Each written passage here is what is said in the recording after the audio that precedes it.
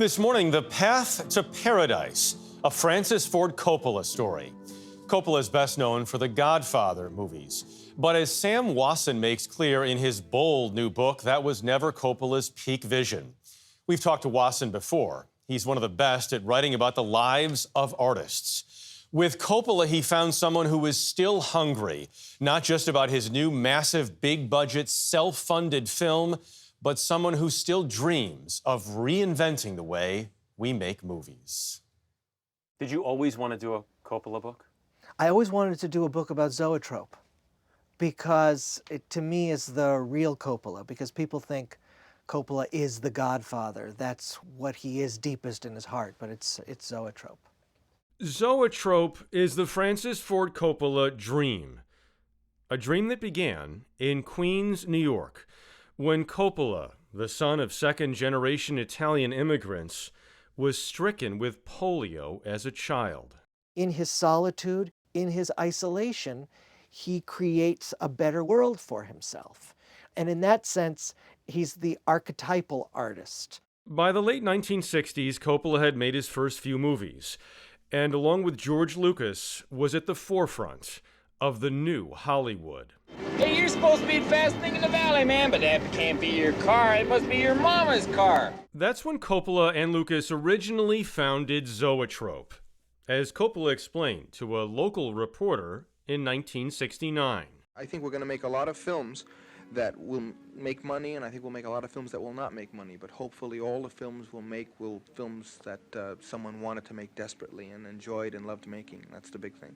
Coppola famously did not enjoy making The Godfather, but Zoetrope needed cash, and a difficult shoot produced an American classic. You come into my house on the day my daughter's to be married and you ask me to do murder. Money. Godfather's success allowed Coppola to make The Conversation. Since when are you here to be entertained? Here. Next was Godfather Part 2. I know it was you, Fredo. You broke my heart. I love the smell of napalm in the morning. Then Apocalypse Now. What do you know about surfing, Major? You're from goddamn New Jersey. Something all those films had in common, an emphasized use of sound as a storytelling device. This is the end, beautiful friend. A technique perfected here, in the basement of the landmark Sentinel Building in San Francisco. It's a huge part of Apocalypse Now. A huge part of Apocalypse Now, a huge part of the Godfather movies. It's what The Conversation is about. And here we are where they recorded Martin Sheen's voiceover. Saigon. I'm still only in Saigon. The spoils of Coppola's success with Apocalypse Now allowed him to expand Zoetrope, a studio meant to be run by artists for artists, without the corporate interference of a typical Hollywood setup. But the underperformer Zoetrope turned out had everyone wondering what happened to the master. What happened was that, like every great filmmaker, he is a gambler. And he gambled on Apocalypse Now and hit the big time. Go look at the camera, just go by like you're fighting.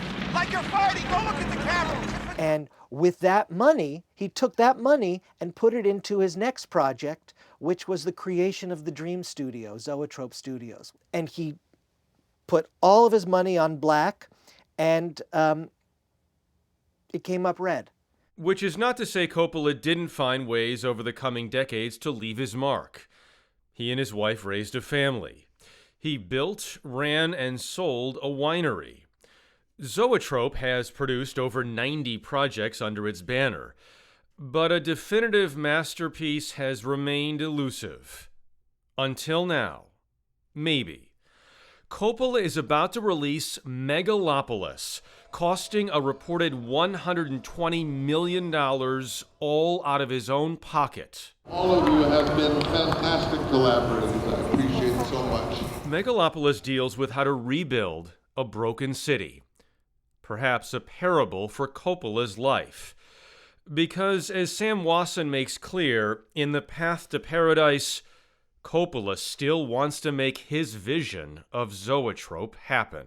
It's a system that really embraces trial and error, new technologies, new means of distribution that Francis had imagined back in the 80s before we even had the technology to implement them. Now we have the technology, which streaming approximates. So you can cut down on a lot of these external expenditures that are now so baked into the movie business, and so many jobs and livelihoods rely on them, but the product doesn't and the audience doesn't. It is hard to argue any other filmmaker has had higher highs and lower lows than Francis Ford Coppola.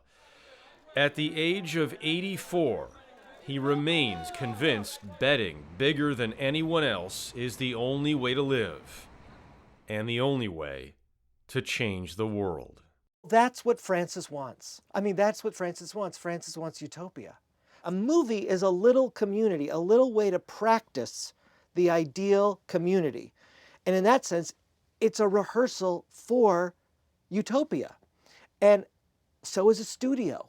I mean, is it really crazy to spend your life thinking about how you can make the perfect place?